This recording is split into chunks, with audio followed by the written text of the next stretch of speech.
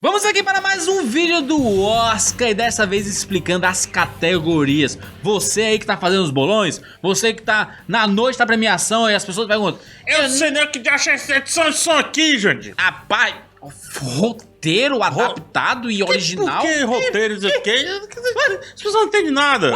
A gente vai te explicar, mas antes de explicar direitinho, você ficar ciente das coisas, ó, aperta aí o botãozinho vermelho, aperta o sininho e já comenta aí. Você ficou ainda com alguma dúvida ao final desse vídeo ou não? Comenta que, quem sabe, as pessoas poderão te ajudar. Só pra lembrar que já fizemos um vídeo do como funciona o Oscar, assim, como é que se faz pra se inscrever.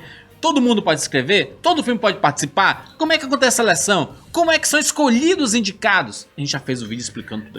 A gente tem um recadinho especial aqui pra você. A Fini é patrocinadora oficial do Cinema com Rapadura no Oscar 2018. Exatamente. Sabe o que eles fizeram pra gente, Jurandir?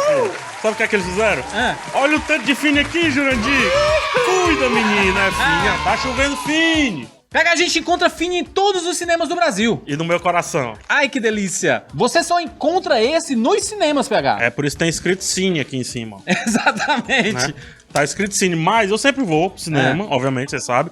E eu sempre compro Fini. Eu compro dentadura, eu compro aquele beijinho, eu compro a minhoquinha. Mas eu queria um que tivesse todos os sabores e agora tem. Tintim, fininho, né? Vamos ver.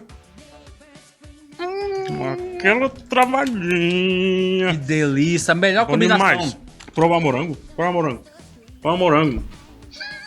Aqui é cinema? Sim. A Fini tá em todo cinema? Tá. Então ela tá aqui também, entendeu? Lugar ela vai certo. estar no dia da live do Oscar, em todos os vídeos do Oscar, como esse daqui, por Rapadura exemplo. Cast do Oscar. Rapadura Cast do No Oscar. nosso Instagram, @cinema com Rapadura no E Instagram. eu espero que esteja na sua mão quando você for assistir o filme vencedor do Oscar desse ano, que vai ser A Forma da Água.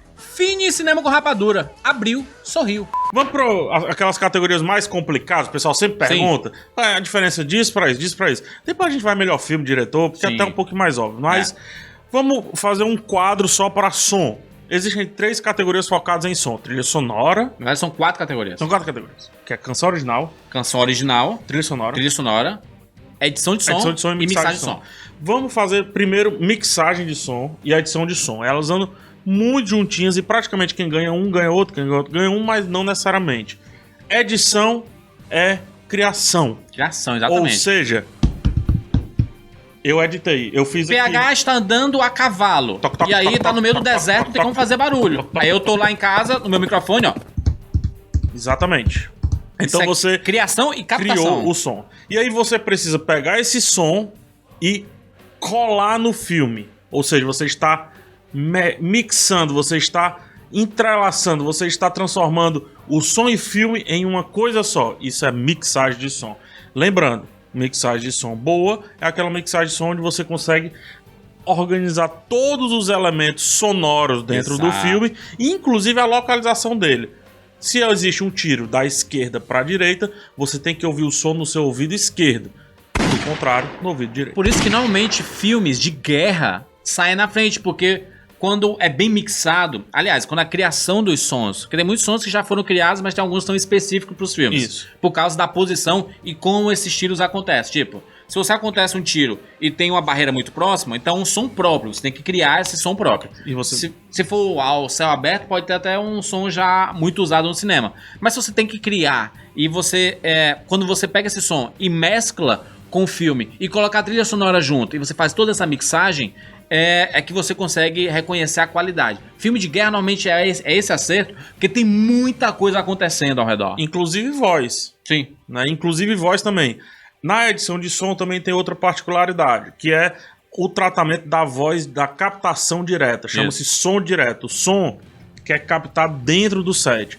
Esse som que é captado durante a gravação, ele é misturado com outros sons, às vezes de dublagem, às vezes de, enfim, de mixagem de voz e tudo mais.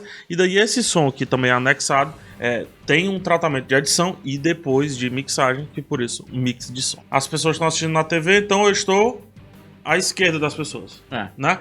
Então eu vou fazer o seguinte, eu vou bater as minhas mãozinhas e você vai ouvir só do lado do ouvido onde eu estou, você me assistindo. Então, você está me ouvindo apenas do lado do ouvido. O Joel acabou de fazer uma mixagem perfeita, aí o Jurandir vai começar a falar e o som vai transicionar apenas para ele. Você praticamente não estará mais me ouvindo quando o Jurandir estiver falando. Exatamente, por quê? Porque quando você faz a mixagem, você tá... Isso aí foi edição. Você está dando sensações para as pessoas. Por isso que a gente, quando tá no cinema, a gente tem as caixas de som ao redor. Quando vem alguém andando ao fundo, você tem a sensação de que tá alguém vindo ao fundo, pra dar aquela surpresa, assim, sabe? Ver os passos de longe, você... vai acontecer alguma coisa. O personagem começa a pressentir. Tem uma cena que... O cara clássica... joga uma bomba, Exatamente. Tem uma cena, por exemplo, no Pantera Negra, um filme recente aí, que é a cena do cassino. Nos bastidores, tem nada. Quase não tem som. Olha aí, ó. Olha aí, ó.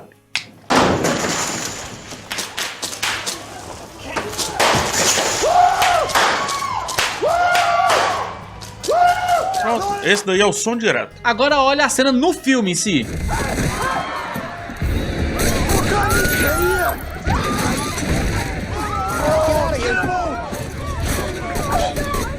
Trilha sonora.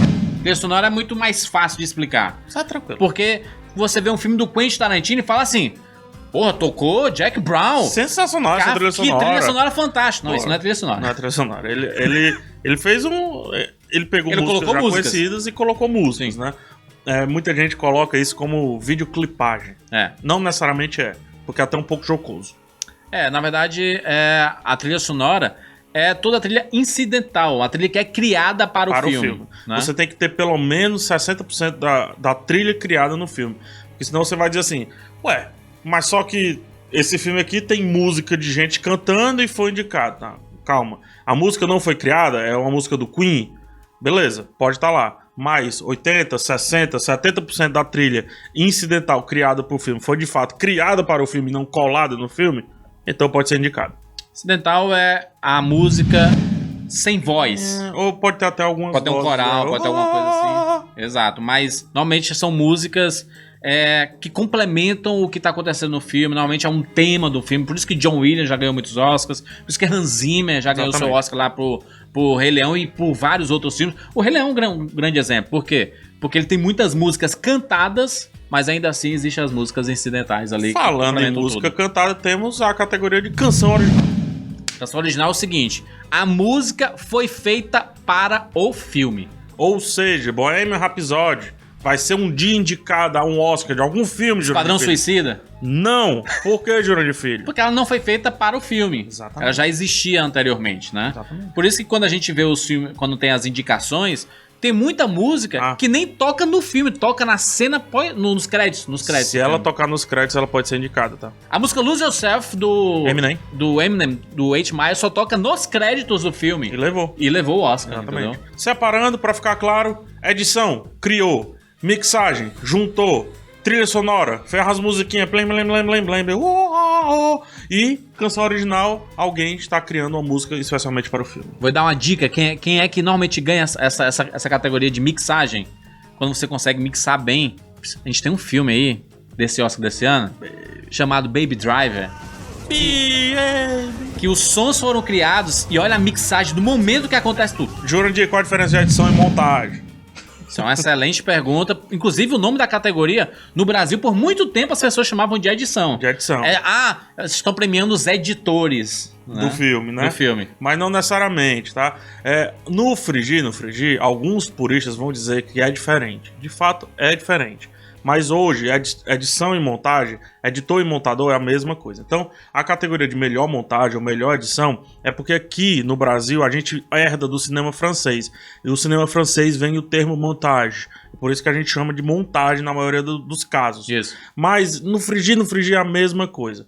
Algumas coisas são diferentes, por exemplo, a edição, aquela transiçãozinha entre um quadro e outro, e tem alguma coisinha, tipo dos filmes do George Lucas, que tem uma passagem PowerPoint, então isso é uma edição. E a montagem em si é você recortar o filme e juntar para se tornar uma obra única, para se tornar um produto único. Ou seja, a gente pode até fazer uma brincadeira rapidinho aqui. Fecha o quadro em mim. Pronto, fecha agora o quadro no Jurandir. Volta o quadro para mim. E agora volta o quadro pro Jurandir, mas o Jurandir não tá falando nada, você tá ouvindo a minha voz. Porque na brincadeira de montagem a gente achou legal fazer isso. E você pode explicar isso narrativamente. Sim. Né? E foi isso que você fez, na verdade. Você explicou narrativamente. E muitos diretores usam o recurso da edição para contar a história. Tipo, o importante, o que é que ele quer mostrar na tela? Ele quer mostrar como recebe a informação. Se isso é importante para ele, ele deixa na pessoa recebendo a informação, não quem tá falando. Exatamente. Então ele usa narrativamente. E aí é uma conversa. É por isso que o diretor muitas vezes está ao lado do montador durante o processo de edição, entendeu? Tem gente que diz que sem roteiro não tem filme, beleza. Sem direção não tem filme, beleza. Mas sem montagem não tem alma.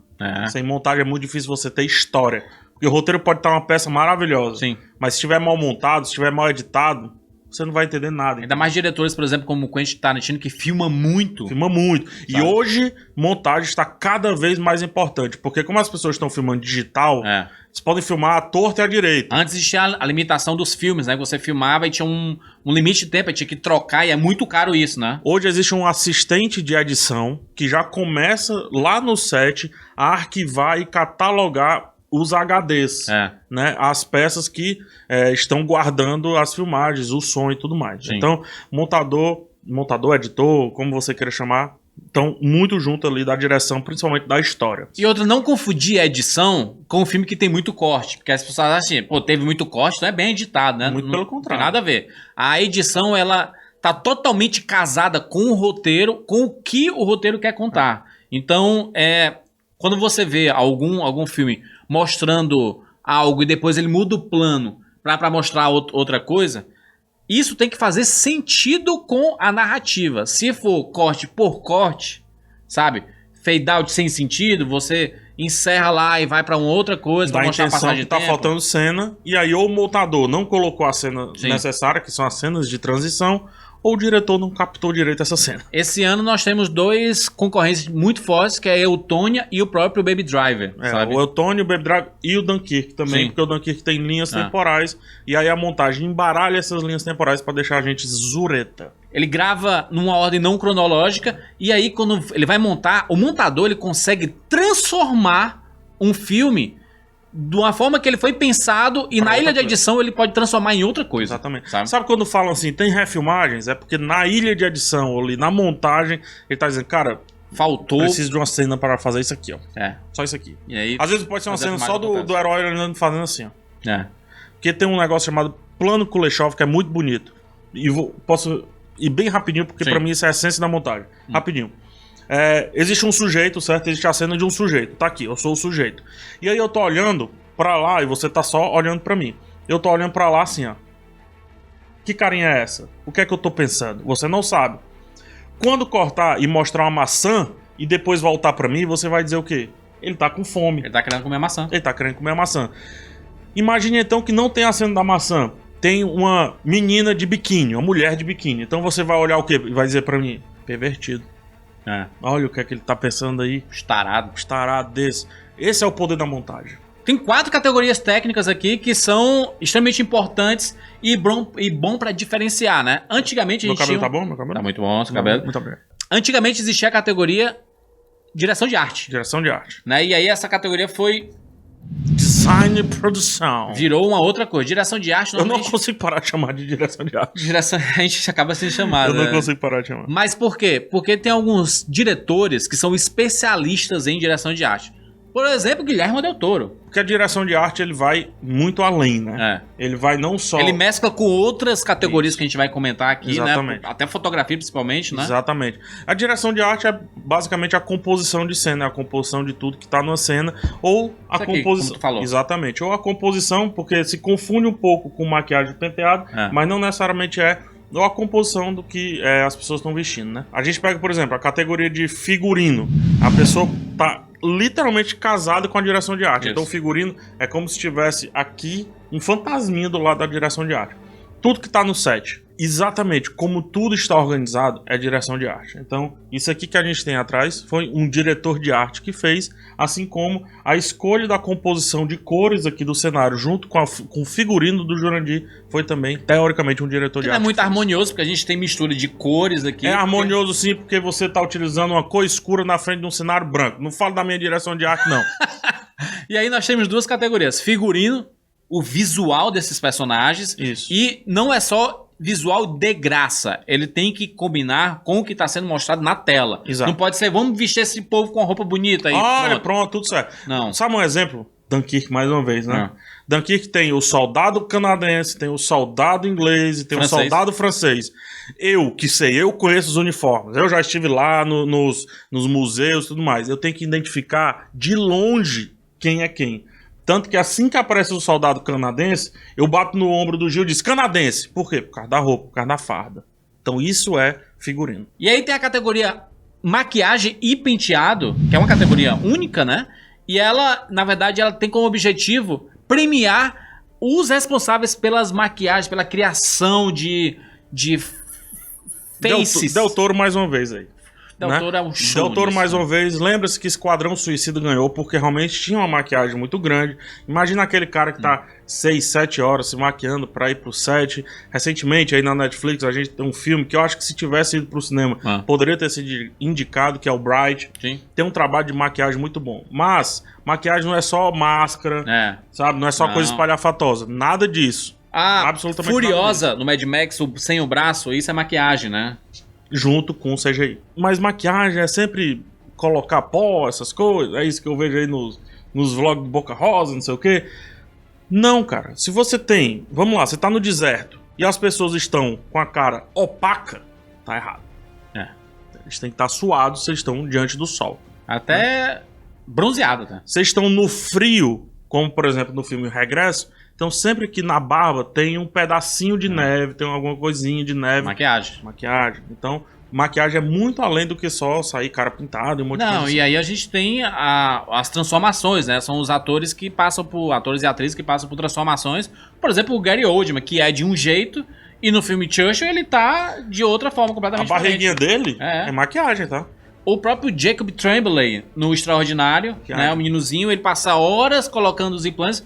E cabelo também, porque, por exemplo, o Esquadrão Suicida, que ganhou o Oscar dessa categoria, porque por causa do complemento, que é cabelo, maquiagem, um monte de coisa, né? E figurino tem tinha a Arlequina, tinha o próprio Jared Leto, Killer né? Croc, o Jared Leto.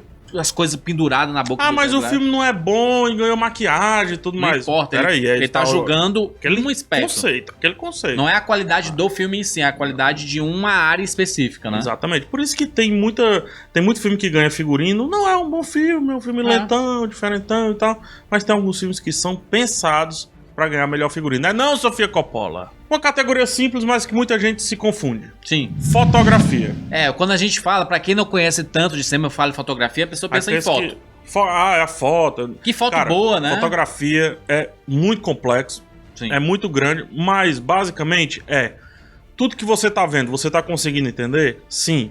Aqui dali tá falando artisticamente com a narrativa do filme, como é que isso acontece? Antes de eu dizer o sim. Vamos de novo a pessoa da direita para a esquerda, né? Se você quer, por exemplo, dizer que num quadro a pessoa da direita é má e a pessoa da esquerda é do bem, e daí você não quer explicitar isso com palavras, você joga uma luz avermelhada na pessoa da esquerda e joga uma luz azulada na pessoa da direita, ou vice-versa, dependendo do que você quer passar. Nunca vamos esquecer da cena do Han Solo e do Kylo Ren, né? A cena clássica onde um está de uma cor e o outro está de outra cor. E a transformação... Quanto mais vermelho vai ficando mais do mal ele vai ficando. Eu falei agora de luz, você tá entendendo tudo que tá vendo porque você tá vendo luz. Tudo que você está vendo na tela é de responsabilidade do fotógrafo do filme. E fotógrafo e diretor estão aqui, ó. Muita gente acha que o que tá aparecendo é o diretor que tá segurando a câmera. Vamos lá. Pode até ser. Pode até ser, porque muitos diretores, o Quentin Tarantino é um deles que gosta de estar com a câmera. Mas esse funcionário que tá segurando a câmera, não necessariamente é um fotógrafo. pode ser um assistente de câmera. Mas ele é vinculado ao fotógrafo. Exato. É o cameraman. Ele é vinculado ao fotógrafo. Mas por quê? Existe uma reunião antes de começar as filmagens do diretor dizer assim: ô, Mr. Fotógrafo, eu quero que o filme tenha esses planos, ele tem o desenho, os storyboards, ele mostrou assim, eu quero que aconteça isso. Aí e eles estão juntos, diretor e fotógrafo estão juntos com o desenhista. Aí o fotógrafo vai dizer assim, olha, acho que essa cena aqui não é possível fazer porque a gente não tem equipamento aqui, vai demorar muito pra fazer, vamos tentar alterar? Ele, tá certo, a gente pode fazer assim, e eles combinam junto. Depois disso, o diretor dá pouquíssimo pitaco. Dentro do set, teoricamente, ele deve dirigir atores, né? Ele deve a gente fazer vai com falar que isso. os atores fiquem direitinho. A gente fala já sobre. Mas um caso simples aqui de como seria um caminho normal do tratamento. O Jurandir é diretor de fotografia e eu sou o diretor do filme. E daí eu tenho uma cena, Jurandir, que um personagem ganhou um prêmio. Esse personagem ganhou um prêmio, Juros. Eu queria que ele se sentisse nessa cena poderoso. Eu não sei como fazer isso, mas eu acho que ele tem que se sentir poderoso. O que tu faria com câmera assim? Talvez a câmera mostrando um pouquinho de baixo pra cima. Que ele fica maior. Ele fica maior, ele tá se sentindo grandioso. A câmera, ela poderia estar de cima pra baixo, ele se sentindo mal antes dele ganhar esse prêmio. Entendi. E aí ele fala assim, eu jamais vou ganhar esse prêmio. É impossível, eu tô concorrendo com pessoas que são muito melhores do que eu. E aí, mas a partir do momento que ele recebe... Jurandir Filho ganhou o Oscar. A câmera vai de baixo pra cima e ele engrandece, ele fica grande, mas Juros, sabe?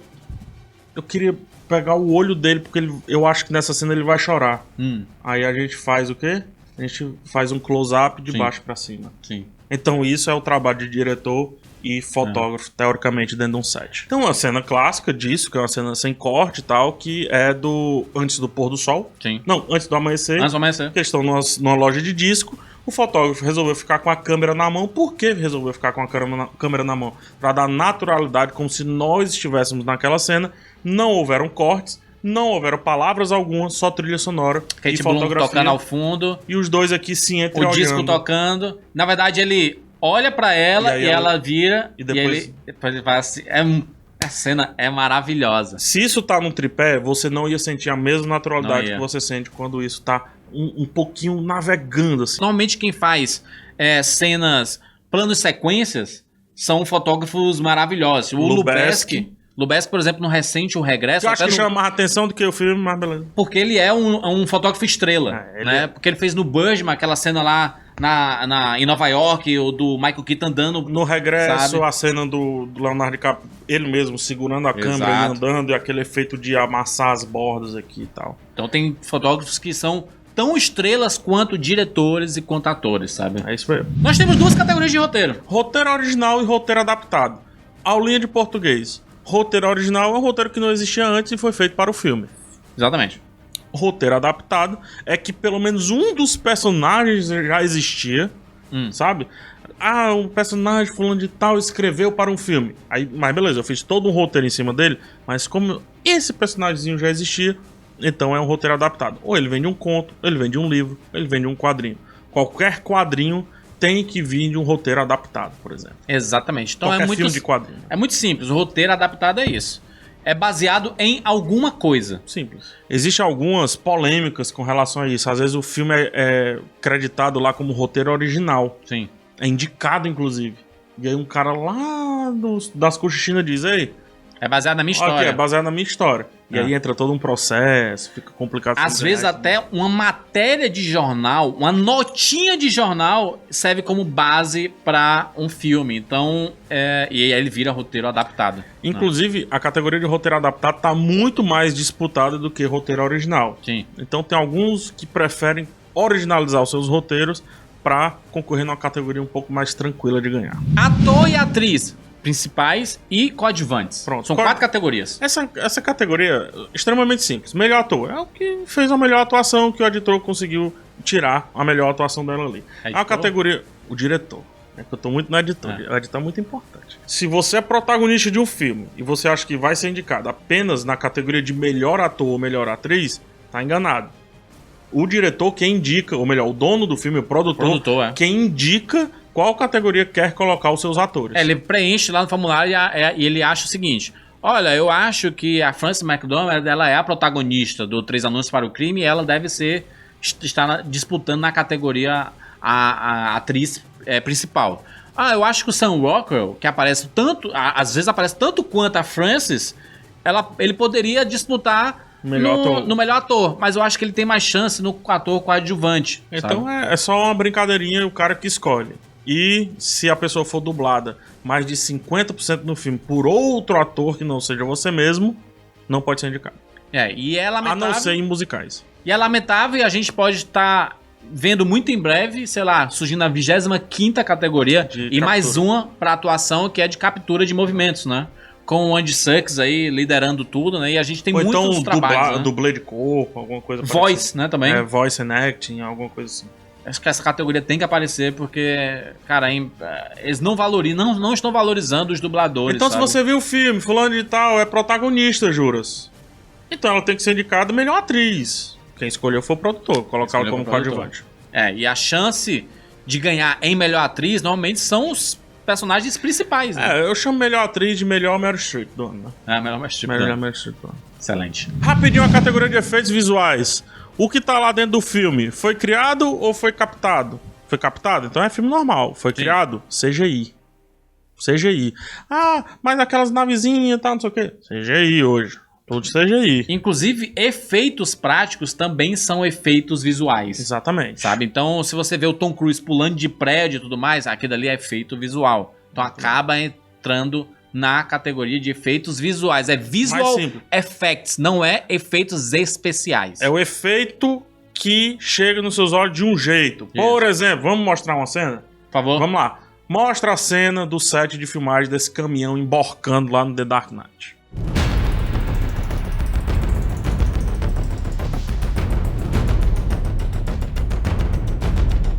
Pronto, aí, certo? Esse foi o efeito captado. Agora olha como é que ele fica no filme.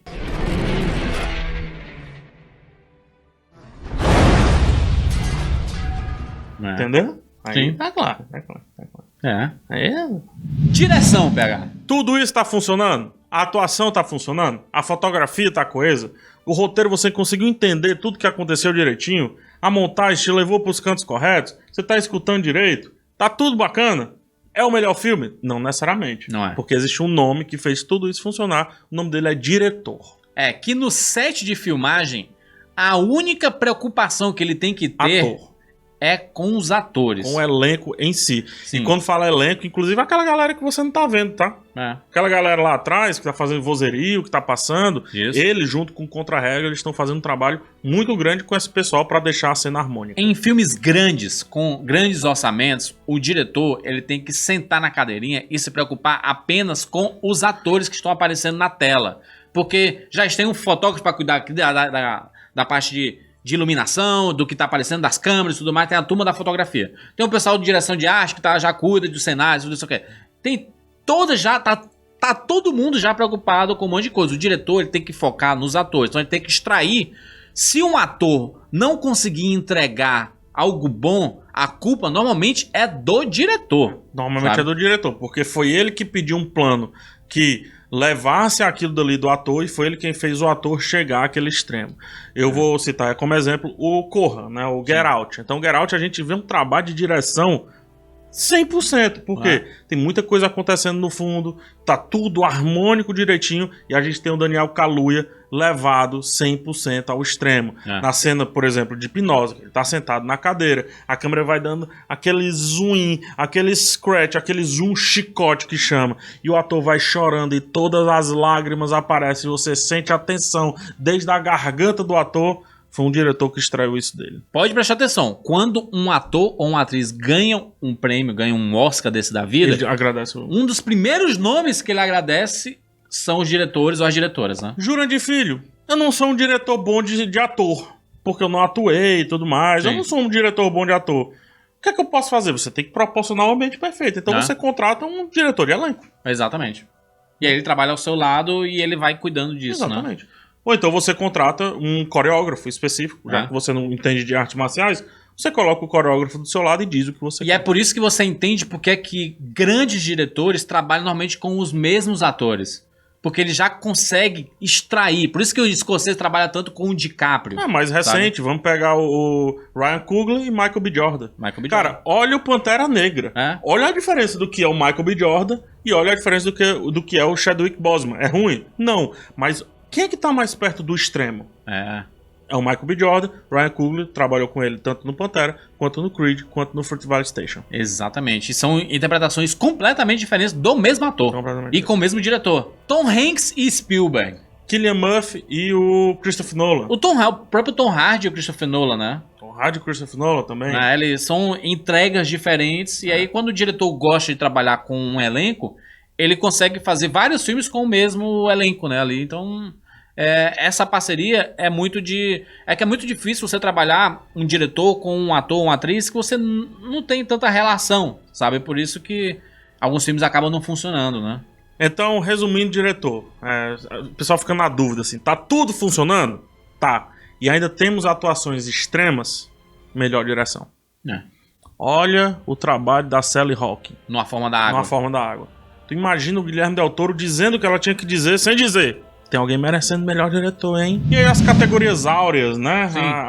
O Xandão da Noite, que é melhor filme e também melhor filme estrangeiro. E o de animação também, né? Animação, são os 3 melhores filmes. Curta, documentário. Então só uma particularidade com relação aos curtas. Tem que ter até 40 minutos. Mais do que isso, ele passa a ser longa. Tem que concorrer como longa, melhor filme, melhor documentário e tudo mais. Documentário, você pode ter sim encenação nesse documentário, mas 80% deve ser um produto documental, estipulado como gênero documentário lá no registro do filme e tudo mais. Então, documentário só pra separar é isso, e o melhor documentário leva o que melhor seguiu as regras do documentário, o melhor bacana e tudo mais. Exato. E aí... Com relação a filme estrangeiro, tem um comitê que indica, então já tem algumas diferenças, mas na escolha de melhor filme estrangeiro, é o melhor filme. É o que as pessoas mais não gostaram. falado em inglês. Não falado em inglês. Ou até porque o nome é melhor filme em língua estrangeira. Isso, entendeu? Boa. E finalmente melhor filme, que é bem controverso. Muita gente fala assim, pô, mas melhor diretor não devia ganhar melhor filme? Não necessariamente. Não necessariamente. E mais, né? Quando eles criaram a categoria melhor animação, era pra exatamente não fazer as animações serem indicadas em melhor filme, porque as animações estavam melhorando tanto. A gente viu ali nos anos 90 com a Bela e a Fera sendo indicada a melhor filme. Quase ganhando. De 5 possíveis vencedores, a Bela e a Fera estava lá. Tem um desenho. E aí, quando a gente teve um Toy Story 3, sabe? E aí, no final ali com Shrek foi criado a categoria melhor animação. E aí, agora, normalmente é separado, sabe? E acho que é meio triste, porque a melhor animação pode concorrer em melhor filme, sim. Melhor animação, uma particularidade é dele ser 80% animado, né, feito de um produto digital, de fato, animado, em computadores, CGI, etc. E melhor filme são 10 indicados no máximo, mas podem ir 9, podem ir 8, podem ir 7, no mínimo 5. Mas normalmente 10, 9... Depende da quantidade de votos que cada um recebeu ali. Que já tá explicado nesse vídeo aqui, que já tá no izinho há muito, muito, muito tempo. Quem é que ganha melhor filme? É a categoria mais difícil de dizer. É a categoria mais difícil porque não existe regra. E existe muita subjetividade. Porque as pessoas dizem assim, se o melhor diretor fulano ganhar, ele não vai ganhar melhor filme. Só que o trabalho direção é palpável.